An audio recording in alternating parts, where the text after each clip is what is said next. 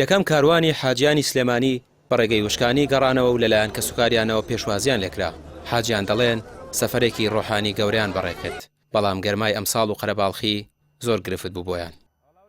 وڵا الحەمدلله حاجی ئەم ساڵ زۆر بە خۆشی و ڕێکوپێکی بەڕێما کرد و بەڵام پەیامەکەمانەوەی تۆزی ئوتێلەکەمان دوور بوو لە حرەمەوە تۆزی مشکلی هاتوچۆمان هەبوو ناگەیشتین بە ئاسانی بۆ گەڕانەوەمان. گەورە هەموو لایەک ئەو شوێنە پیرۆزە ببینێ بەڕاستی یعنی شوێنێکە ناتوانانی وەسفەکەی زۆر سپاس بۆ خۆی گەورە ئێمە چوینە ئەوێ دوعای زۆرمان کرد دوعای زۆرمان بۆ هەمویان کرد بۆ نەخۆشەکان بۆ هەموو کەسێ سپاس بۆ خۆی گەورە.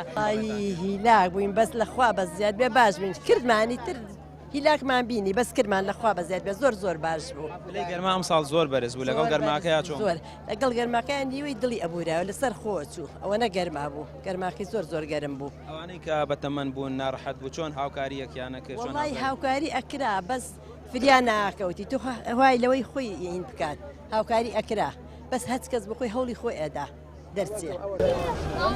384 حاجی سلێمانی بەڕێگەی وشکانی سەفەری حەجان ئەنجامدا و بە یەک کاروان گەڕانەوە سلێمانی.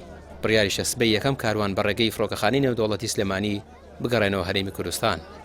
دیارە ئەوانی کە ئێستا هاتوونەتەوە 384 حاجی بۆ سنووری سلێمانی کە بەڕێگەی وشکانی سەفەریان کردووە و ئەگەڕێنەوە بۆ سلێمانی. ئەمڕۆ هەموو حاجیانی بەڕی ئەگەڕێنەوە بۆ شاری سلێمانی. سبەی نێژوەکو شاری سلێمانی لە سەعات پێم وایە 11:30 شەو ئێستا ئەوانێک کە گیانە دەستداوە خۆتان نەزانن وەکو 18 حاجی گیانی دەدەستداوە بەڵام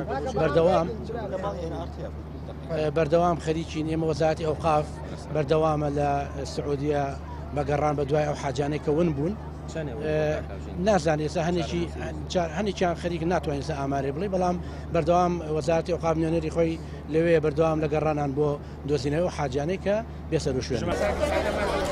تا ئێستا چارەنووسی ژمارەیەک حاجی کوردستان بەنادیاری ماوەتەوە. هەوڵەکانی هەرێمیش ئەنجامیان نەبووە بۆ دۆزینەوەیان لە ئەوەش دەکرێت سۆراخیان بکرێت و لە ماوەیەکی کەمدا ئەوانەی کە ون بوون بدۆزرێنەوە. ڕامیار عوسمان کەناڵی پێ سلێمانی.